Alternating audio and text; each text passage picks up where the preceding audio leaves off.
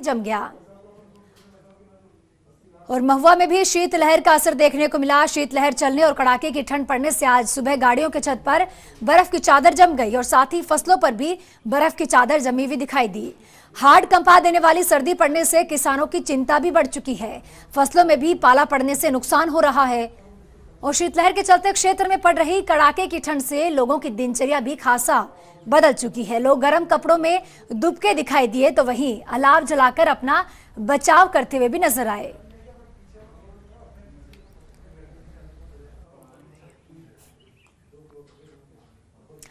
और अगली बड़ी खबर दौसा से, जहां मौसम की सबसे सर्द रात खेतों में यहां सबको जमता हुआ दिखाई दिया। हर खेत पर फसल में पाला जमा हुआ दिखाई दिया। जहां कड़ाके की सर्दी से अब लोग धुंजते हुए दिखाई दिए। शीतलहर ने जिले भर को जमा दिया है। देखिए किस तरह से लोग कार से जमी हुई बर्फ की परत को हटा रहे हैं। तो प्रदेश में अलग अलग हिस्सों में सर्दी का सितम दिखाई दिया।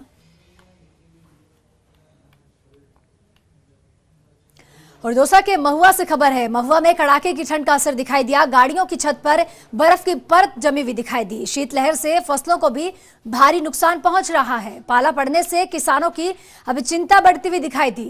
कड़ाके की ठंड से लोगों की दिनचर्या भी बदल चुकी है।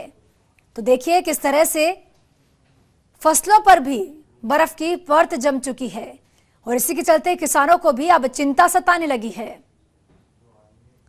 और सर्दी के चलते लोगों की दिनचर्या भी काफी हद तक बदल चुकी है। आम जनजीवन खासा प्रभावित हुआ। कहीं बर्फबारी देखने को मिली तो कहीं सर्दी भारी दिखाई दी।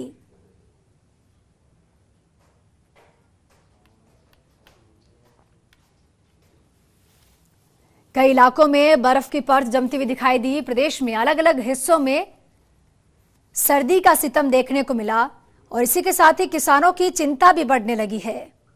लोग सर्दी से बचने के लिए अलाव का सहारा लेते हुए भी दिखाई दिए।